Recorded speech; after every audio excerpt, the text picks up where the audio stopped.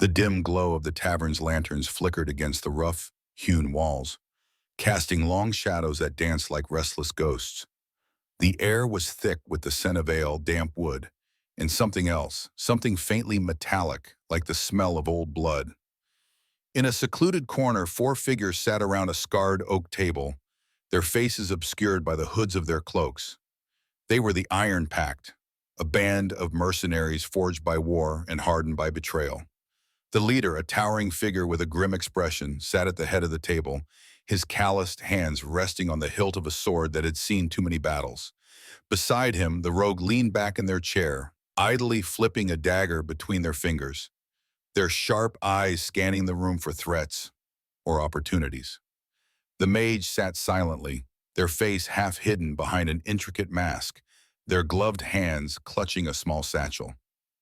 And then there was the Beastmaster, a grizzled tracker whose weathered face bore the marks of countless hunts. At his feet, a wolf-like creature with glowing yellow eyes growled softly, its ears twitching at every sound. Across the table sat a stranger, cloaked in shadow. Their voice was low and deliberate, each word dripping with purpose. "I need you to retrieve something for me," the stranger said, sliding a rolled parchment across the table. "An artifact of great power hidden deep within the Mirewood. You'll find it in the Temple of Shadows." The Beastmaster snorted, his voice a gravelly growl. "Mirewood? That place is cursed. Only fools and madmen tread there." The stranger's head tilted slightly, as if amused. "And yet, here you are." The rogue smirked, their dagger still spinning in their hand.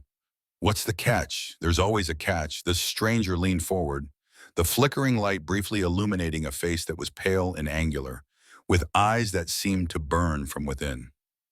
"The catch," they said, "is that you're not the only ones hunting for it. Dark forces are already at work. If they reach the artifact first, the consequences will be catastrophic." The leader's jaw tightened, his gaze locking with the stranger's. "What's in it for us?" The stranger smiled, a thin, cold smile that didn't reach their eyes. "Wealth beyond your wildest dreams, and perhaps a chance to rewrite your fate." For a moment, the table was silent, the weight of the offer hanging heavy in the air. "Then the leader nodded, his voice steady and firm. "We'll take the job." The stranger rose, their cloak billowing like smoke as they moved toward the door. "Good," they said, their voice echoing unnaturally. "You leave at first light, and remember, trust no one." As the door creaked shut behind them, the Iron Pact exchanged uneasy glances. The rogue chuckled, their tone light but edged with tension. "Well, this should be fun." The Beastmaster muttered a curse under his breath, scratching his wolf's ears. The mage said nothing, their gaze fixed on the parchment, as if they could already see the horrors that awaited them. The leader stood, his voice cutting through the murmurs. "Gear up, we move at dawn." And as the lanterns burned low and the shadows deepened, the Iron Pact prepared themselves for the journey ahead, unaware of the darkness that was already watching them from the Mirewood. Dawn broke over the horizon, casting a pale, cold light across the muddy streets of the village. The Iron Pact gathered near the edge of town, their silhouettes stark against the mist that clung to the ground like a living thing. Each of them carried their burdens, some visible, some hidden, but all bore the marks of battle and loss. The leader was the first to speak, his voice calm but commanding. "We've been through worse than this. Stay sharp, stay together, and we'll make it back in one piece." The Beastmaster grunted, tightening the straps of his leather armor. "You keep saying that, but I've yet to see a job that doesn't try to kill us." The rogue smirked, slipping a set of lockpicks into their belt. "That's the fun of it, isn't it? Keeps things exciting." The mage stood apart from the group, their hood pulled low over their face. They cradled a small charm in their hands, whispering words too soft to hear. The air around them seemed colder, as if their very presence drew the warmth away. The rogue sauntered over, their tone light but laced with curiosity. "You've been awfully quiet. Something on your mind?" The mage didn't look up, their voice barely audible. "The artifact, it's more dangerous than you think." The leader, overhearing, stepped closer. "You know something about it?" The mage hesitated, their fingers tightening around the charm. "I've read about it. The shard is said to hold a piece of an ancient power, one that corrupts everything it touches, if it falls into the wrong hands. The Beastmaster snorted, his wolf-like companion growling softly at his feet. Sounds like every other job we've taken. Stick close and we'll handle whatever comes our way. The leader nodded, though his eyes lingered on the mage for a moment longer. Whatever it is, we'll deal with it. Together. As they set out, the group fell into a familiar rhythm. The Beastmaster took the lead, his sharp eyes scanning the trail for signs of danger. His companion padded silently beside him, its ears twitching at every sound. The rogue moved with practiced ease, their steps light and deliberate, always keeping to the shadows. The mage walked in silence, their thoughts a mystery, while the leader brought up the rear, his hand never straying far from the hilt of his sword. The forest loomed ahead, dark and foreboding. The trees twisted unnaturally, their gnarled branches clawing at the sky. The air grew heavier with each step, the sounds of the village fading into an oppressive silence. The rogue broke the tension with a low whistle. Well, this is cheery. Anyone else getting the feeling we're walking into a trap? The Beastmaster shot them a glare. You're not helping. The leader's voice cut through the exchange, firm and steady. Focus. Whatever's out there, we'll face it together. But even as he spoke, a sense of unease settled over the group. The mage glanced over their shoulder, their grip tightening on their staff. The Beastmaster's wolf growled low, its hackles rising. And somewhere in the distance, a faint sound echoed through the trees, a sound like laughter, cold and hollow, carried on an unnatural wind. The Iron Pact pressed on, their resolve unshaken, but their hearts heavy.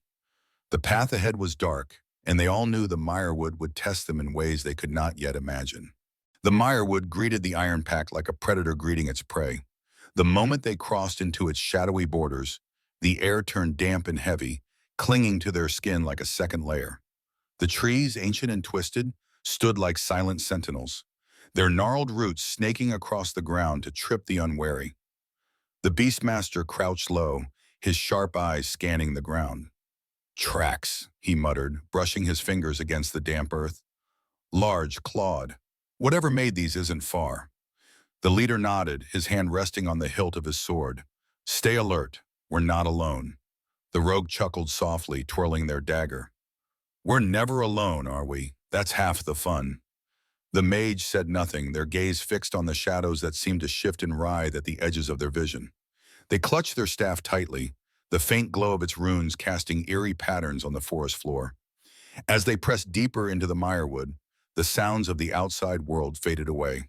There were no bird calls, no rustling of leaves in the wind, only the crunch of their boots on the damp ground and the occasional low growl from the Beastmaster's companion. It was the rogue who broke the silence first. So, anyone else feel like we're being watched? Or is that just me? The Beastmaster growled, his voice low. It's not just you. The wolf-like creature at his side suddenly stopped, its ears flattening against its skull. It let out a low, guttural growl, its glowing eyes fixed on something in the distance. What is it? The leader asked, his voice barely above a whisper. The Beastmaster shook his head. Something's out there, watching us. As if on cue, a faint sound reached their ears, a rustling, like dry leaves being dragged across stone. It was faint at first, almost imperceptible, but it grew louder with each passing moment, coming from all around them. The rogues spun around, their dagger held at the ready. Great, creepy noises in a creepy forest. Just what we needed. The leader raised a hand, signaling for silence. Hold your positions. Whatever it is, we face it together. The shadows seemed to deepen, coiling and twisting like living things. The rustling grew louder, closer until it was almost deafening. And then without warning, it stopped. The silence that followed was worse than the noise. It pressed down on them, suffocating and unnatural. Even the mage, who had been so stoic until now, looked uneasy. And then they saw it. Eyes. Dozens of them glowing faintly in the darkness, surrounding them on all sides. They were small at first, peeking out from behind trees and roots, but as the creatures stepped into the dim light of the mage's staff, their forms became clear. They were like nothing the Iron Pact had ever seen. Twisted, hunched figures with elongated limbs and jagged claws. Their skin was pale and stretched tight over their bones, and their mouths were filled with rows of needle-like teeth. They moved with a jerking, unnatural gait, as if their bodies were not entirely their own. "Stalkers," the Beastmaster hissed, his voice filled with a rare note of fear. The leader drew his sword, its blade gleaming in the faint light. "Form up. We hold the line." The rogue grinned, though their grip on their dagger was tight. "Well, this just got interesting." The mage whispered something under their breath, the runes on their staff flaring brighter. The air on them grew colder, the faint scent of ozone filling the air. The stalkers hesitated for only a moment, their glowing eyes fixed on the group. And then, with a guttural hiss, they charged. The forest erupted into chaos. The leader's sword flashed as he met the first of the creatures head-on, its claws scraping against his blade. The rogue darted between them, their movements quick and precise as they struck at vulnerable points. The Beastmaster unleashed his companion, the wolf-like creature leaping at the nearest stalker with a feral snarl. And the mage, finally unleashing their power, sent a bolt of crackling energy into the horde, illuminating the forest in a blinding flash. But for every stalker they felled, more seemed to take its place. The shadows themselves seemed to come alive, pressing in around them, cutting off any chance of escape. "Fall back!" the leader shouted, his voice barely audible over the din. "Regroup." The Iron Pact fought their way back to back, their movements desperate but coordinated. The mage's hands trembled as they channeled another spell, their face pale and drawn. The rogue's laughter had turned to gritted teeth, their daggers slick with dark ichor. And the Beastmaster, bloodied but unbroken, stood protectively over his fallen companion, his eyes blazing with fury. Finally, after what felt like an eternity, the stalkers began to retreat, their hisses fading into the distance. The forest fell silent once more, the only sound the ragged breathing of the Iron Pact. The leader sheathed his sword, his face grim. "Everyone still alive?" "Barely," the rogue muttered, wiping their blades clean. "What in the nine hells were those things?" "Stalkers," the Beastmaster said, shaking his head. "I've seen their kind before, but never so many. Something's stirring them up." The mage said nothing, their gaze fixed on the darkness ahead. Their voice, when it came, was barely a whisper. "This is only the beginning." The leader nodded, his expression hard. "We keep moving. The temple isn't far." And with that, the Iron Pact pressed on, the shadows of the Mirewood closing in around them once more. The Iron Pact moved in tense silence, the echoes of the stalker ambush still fresh in their minds. The shadows of the Mirewood pressed in closer now, as if the forest itself sought to swallow them whole. Each step felt heavier than the last, the damp ground sucking at their boots like a relentless predator. The Beastmaster led the way, his wolf-like companion limping but resolute by his side. He knelt every few steps, scanning the ground for tracks, his brow furrowed with unease. "They're still out there," he muttered, glancing over his shoulder. "Watching, waiting."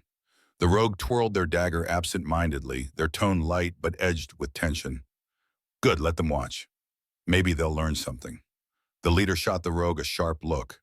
"Stay focused. We can't afford another fight like that."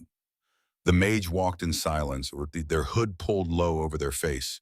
Their hands trembled slightly as they gripped their staff, the faint glow of its runes flickering like a dying flame. They hadn't spoken since the ambush, their eyes fixed on the path ahead. The rogue, ever the provocateur, sidled up to the mage. "You've been awfully quiet. Something you're not telling us?" The mage hesitated, their voice barely above a whisper. "The artifact, it's calling to them, to everything in this place." The Beastmaster scoffed, his tone gruff. "Great, so we're carrying a beacon for every monster in the Mirewood. Fantastic." The leader's expression darkened. "We knew this wouldn't be easy. Let's just get to the temple and finish this." As they pressed on, the forest seemed to grow darker, the air colder. The faint sound of whispers began to echo around them, just beyond the edge of hearing. They were soft at first, like the rustling of leaves, but they grew louder with each step until it felt as though the very trees were speaking to them. "What is that?" the rogue asked, their voice unusually subdued. The mage paused, their eyes narrowing as they strained to listen. "It's not the trees. It is something else, something older. The whispers grew louder still, transforming into a chorus of guttural hisses and low, inhuman growls. The shadows around them began to shift and writhe, taking on shapes that were almost human. "They're here," the Beastmaster growled, drawing his weapon. His wolf-like companion let out a low snarl, its glowing eyes fixed on the darkness ahead. The leader unsheathed his sword, his voice steady but firm. "Form up. We hold the line." The stalkers emerged from the shadows, their twisted forms illuminated by the faint glow of the mage's staff. There were more of them this time, their glowing eyes and jagged claws glinting in the dim light. They moved with an unnatural grace, their jerking, spider-like movements both mesmerizing and horrifying. The rogue let out a low whistle. "Well, this is new." The first stalker lunged, its claws aimed for the Beastmaster. He met it with a roar, his blade slicing through its pale, sinewy form. But for every stalker that fell, two more seemed to take its place. The leader shouted over the chaos, his sword flashing in the dim light. "But Kate, the mage, we need you." The mage hesitated, their hands trembling as they raised their staff.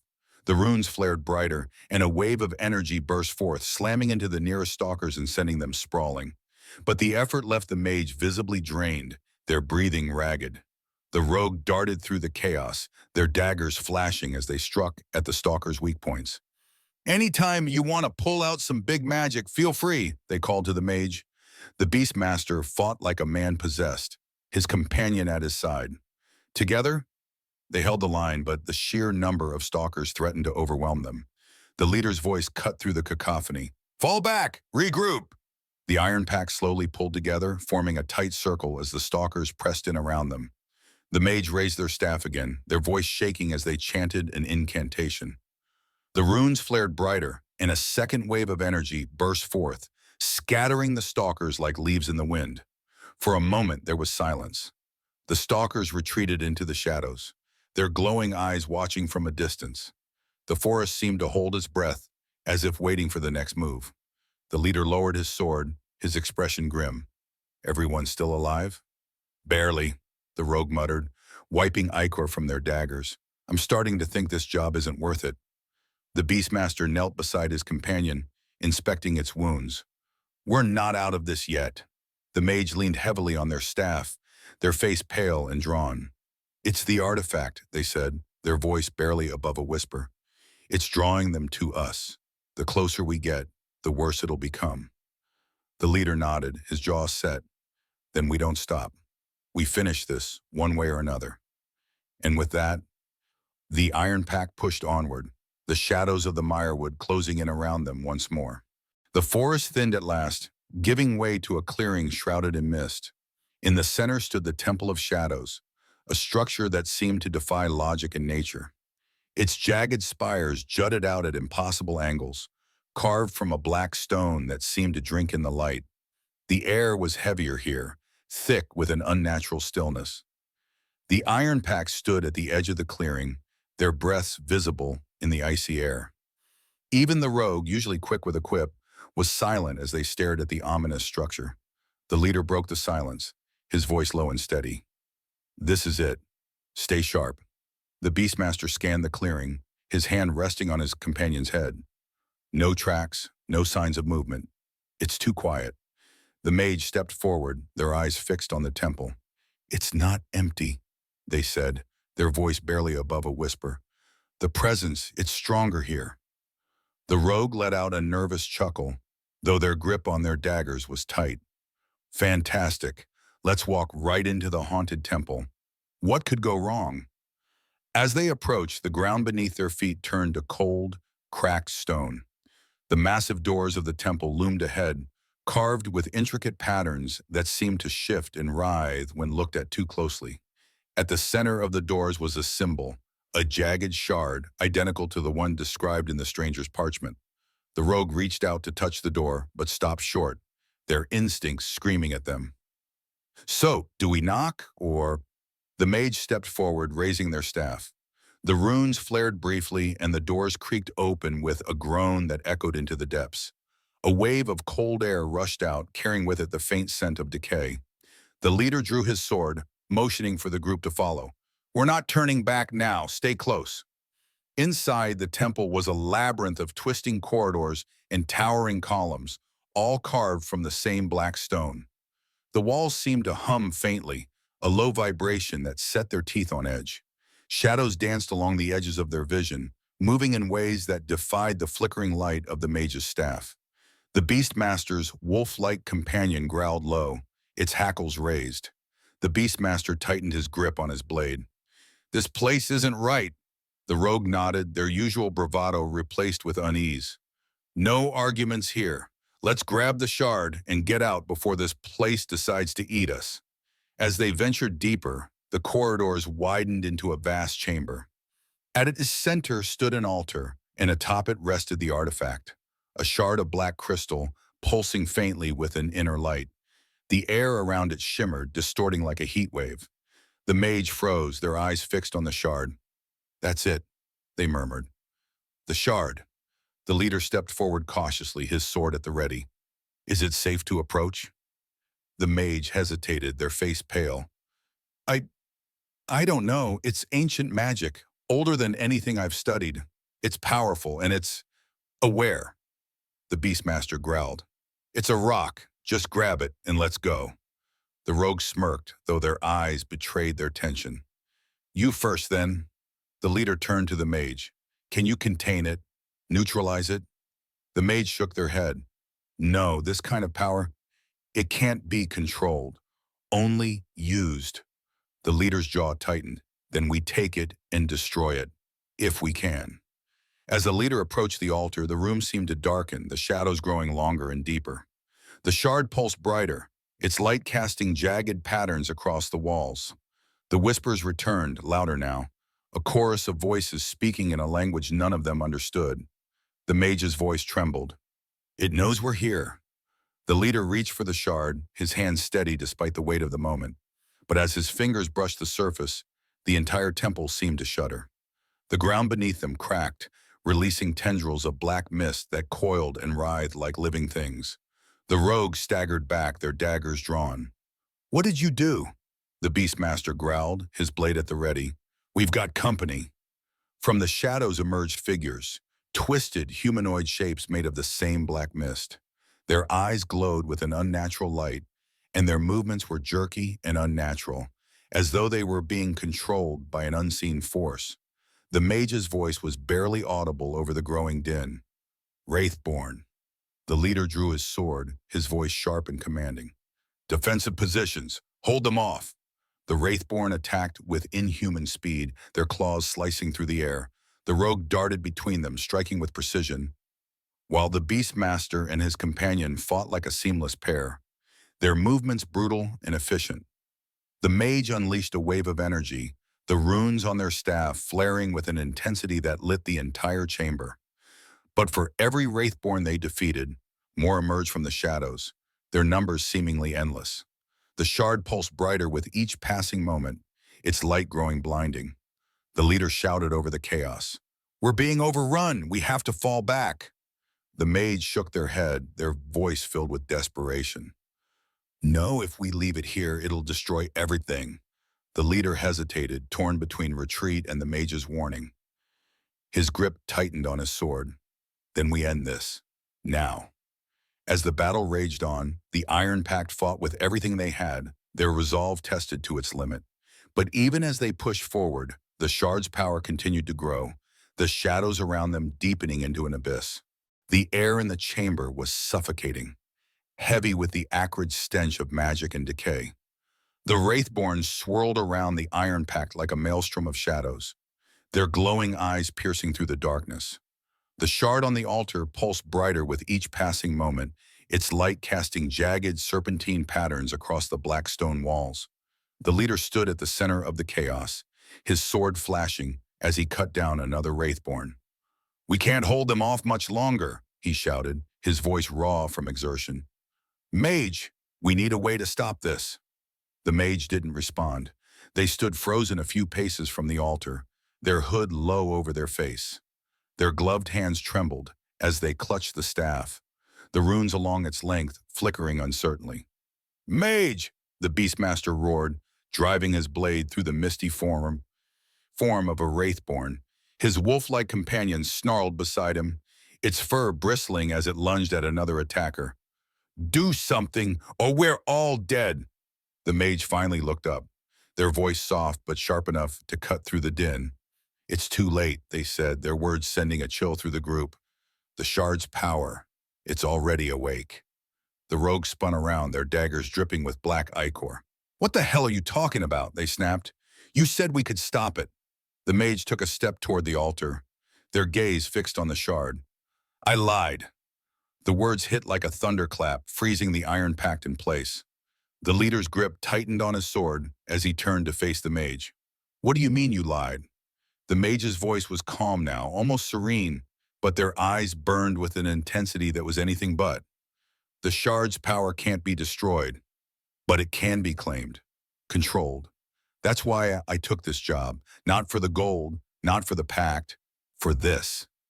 The rogue's eyes widened in disbelief. "You've got to be kidding me. You brought us here to, what, help you steal it?" "It was never yours to begin with," the mage said, their tone cold and unyielding.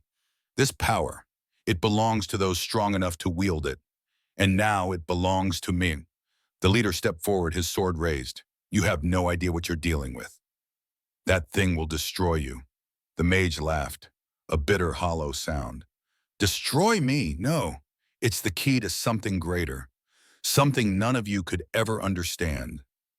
Before anyone could stop them, the mage raised their staff, the runes flaring with a brilliant, blinding light. The shard seemed to respond, its pulsing glow intensifying as tendrils of black energy lashed out, coiling around the mage's outstretched hand. The room erupted into chaos once more. The shard's power surged, sending shockwaves through the chamber. The Wraithborn howled, their forms growing sharper, more defined, as if the shard's awakening was feeding them.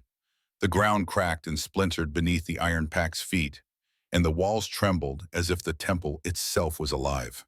The Beastmaster lunged toward the mage, his voice a furious roar. "You'll kill us all!" But a wave of energy burst from the shard, slamming into him and sending him crashing into a column.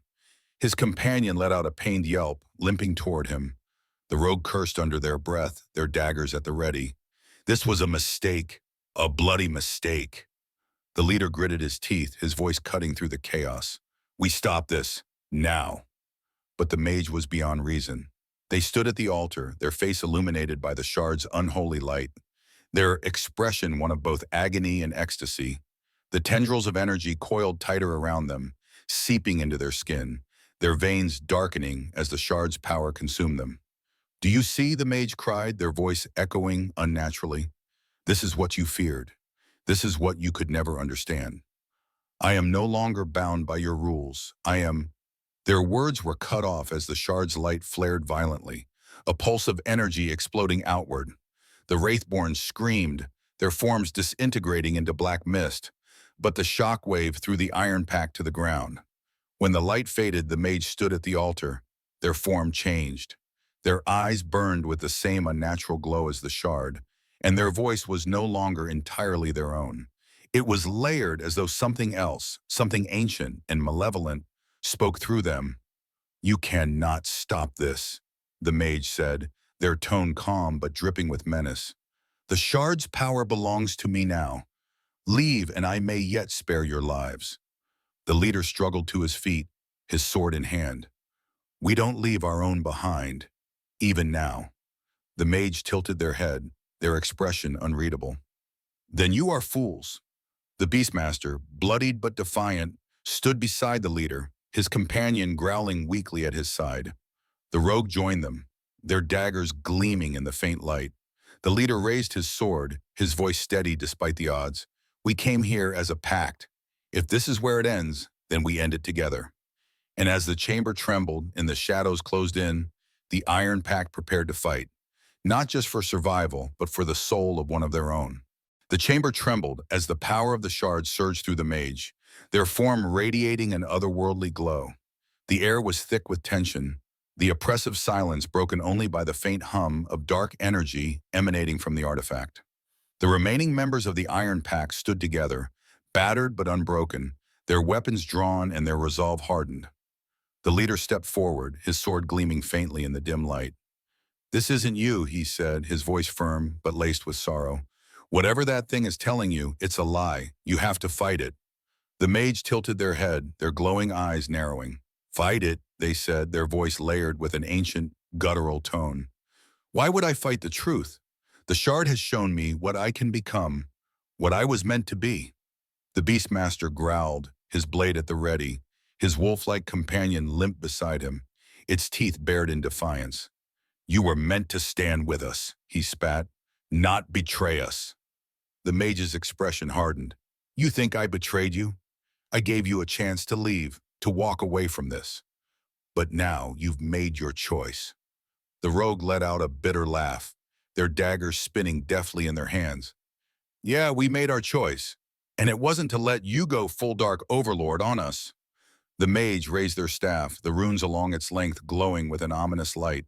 The shadows in the chamber coiled and writhed, taking on twisted forms that slithered toward the Iron Pact. "You don't understand," the mage said, their voice echoing unnaturally. "The shard doesn't just grant power, it is power. And you're nothing but relics of a broken world." The leader tightened his grip on his sword, his voice cutting through the din like steel. "We've faced worse than you. Whatever this shard turned you into, you're still part of the pact, and we don't abandon our own." The mage's lips twisted into a cruel smile. "Then you'll die with the rest of your relics." The shadows surged forward, twisting into monstrous forms with jagged claws and glowing eyes. The Iron Pact braced themselves, their weapons raised as the creatures descended upon them. The rogue was the first to strike, their movements quick and precise. They darted between the shadowy figures, their daggers flashing as they found weak points in the writhing mass. "You know," they said, their voice strained but defiant, "this might actually be the worst job we've ever taken." The Beastmaster fought like a cornered animal, his blade carving through the shadows with brute force. His wolf-like companion lunged at the creatures, its snarls echoing through the chamber. "You're not taking us down that easily," he roared, his voice filled with unyielding fury. The leader stood at the center, his sword blazing with a faint golden light that seemed to push back the darkness. He fought with precision and determination, each strike a testament to his unwavering resolve. "Hold the line," he shouted, his voice steady despite the chaos. "We end this here." The mage watched from the altar, their expression a mix of disdain and curiosity.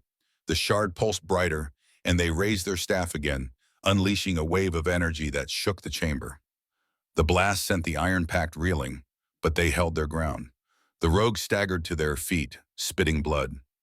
"Any bright ideas, fearless leader?" The leader glanced at the shard, its light growing ever more blinding, and then back at the mage.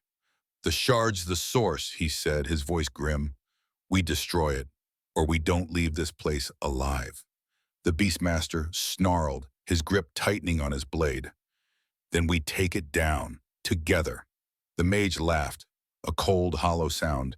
"You can't destroy the shard. Its power is infinite, eternal." The leader met their gaze, his expression unyielding. "Nothing's eternal." The Iron Pact surged forward, their movements coordinated and deliberate.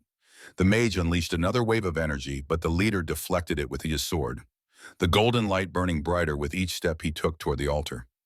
The rogue darted behind the mage, their daggers flashing as they aimed for the tendrils of energy connecting the shard to its wielder.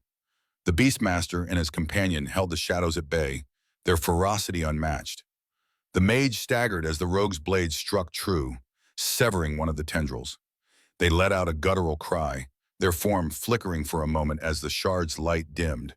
"It's working!" the rogue shouted. "Keep pushing!" The leader reached the altar, his sword raised high. The shard pulsed violently, its light flaring as if in desperation. The mage's voice was a mixture of their own and the shard's, pleading and commanding all at once. "You don't understand. If you destroy it, you'll doom us all." The leader hesitated for only a fraction of a second. Better that than letting it corrupt everything it touches. With a final powerful swing, the leader brought his sword down on the shard.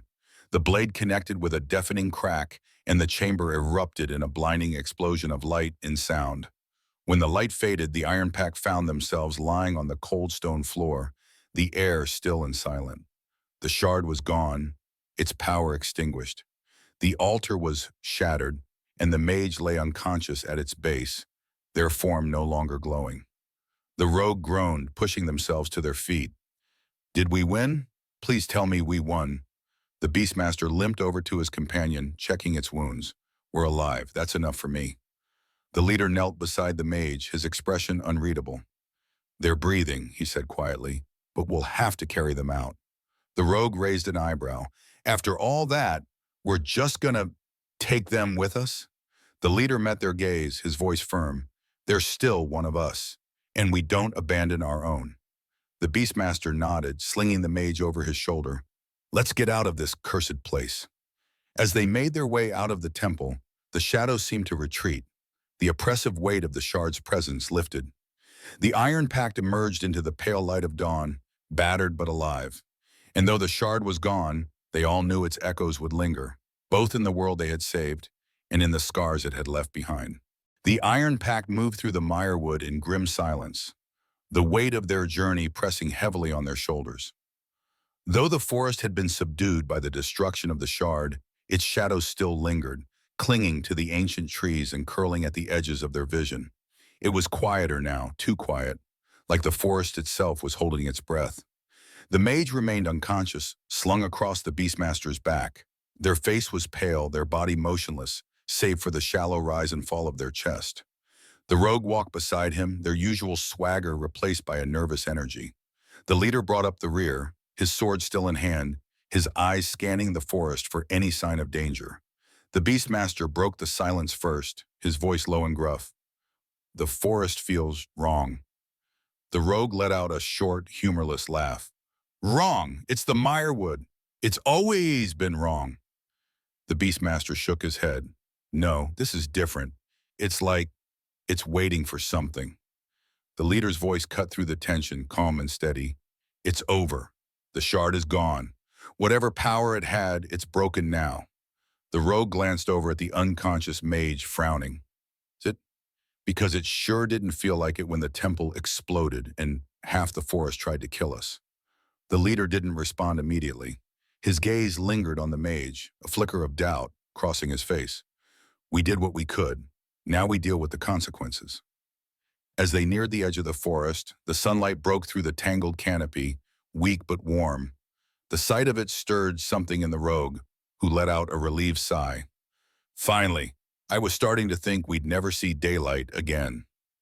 The Beastmaster adjusted the mage on his shoulders, his expression unreadable. Let's just get them to the healer. They're the only one who might have a clue what's wrong. The village came into view, its familiar sight offering a fleeting sense of comfort. Smoke rose lazily from chimneys, and the faint sounds of life, the bark of a boy, done. The clang of a blacksmith's hammer echoed across the fields. It was as if the world had moved on, blissfully unaware of the horrors just beyond the forest's edge. The villagers watched the Iron Pact return with a mix of awe and apprehension. Whispers followed them as they made their way to the healer's hut, the weight of unseen eyes pressing against their backs. But no one spoke to them directly. No one dared. The healer's hut was small and unassuming, its interior cluttered with jars of herbs and tools of the trade. The air was thick with the smell of sage and something faintly metallic. The old healer, a stern woman with sharp eyes and steady hands, looked up as they entered. She took one look at the mage and nodded. Set them down, she said, motioning to a cot in the corner. I'll see what I can do. The Beastmaster laid the mage down carefully, stepping back as the healer began her work. The rogue leaned against the wall, arms crossed, while the leader stood by the door, his expression distant. The healer worked in silence for a while, her hands deft and precise. Finally, she straightened, wiping her hands on a cloth. They're alive, she said, her voice matter-of-fact. But there's something wrong. The rogue raised an eyebrow. Define wrong, because I feel like we've had enough of that word lately. The healer's sharp eyes fixed on them. It's not physical. Whatever's affecting them is deeper. Something tied to their very essence. It's like they're tethered to something dark. The Beastmaster frowned, his tone cautious. The shard? The healer nodded slowly. Perhaps, or what's left of it. The rogue muttered a curse under their breath. Great, so even after we smash the damn thing, it's still haunting us. The leader's voice was quiet but firm. The shard's power doesn't just disappear. It's ancient, primal.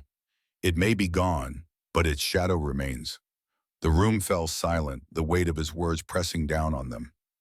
The Beastmaster crossed his arms, his brow furrowed. So what do we do? We've already done the impossible once. Are you saying we might have to do it again? The leader looked at the mage, his expression unreadable. We start by helping them. If the shard left its mark, they might hold the answers we need. The rogue frowned. And if they don't, what if they're just gone? The leader's gaze didn't waver. Then we find another way, but we don't abandon them. Not now, not ever. The Beastmaster nodded, his voice quiet but resolute. We're still the pact. All of us. The rogue sighed, their shoulders slumping. Fine, but I'm telling you now, if the next job involves another cursed artifact, I'm out. The faintest smile crossed the leader's face. Noted. As the group settled into the healer's hut, the village outside carried on, blissfully unaware of the lingering danger. But in the quiet moments that followed, the rogue broke the silence once more. What if it's not over? They asked, their voice barely above a whisper. What if the shard, or whatever's left of it, isn't done with us yet? The leader didn't answer immediately. He stared out to the window, his gaze fixed on the distant horizon. When he finally spoke, his voice was steady but heavy with meaning. Then we'll face it, together.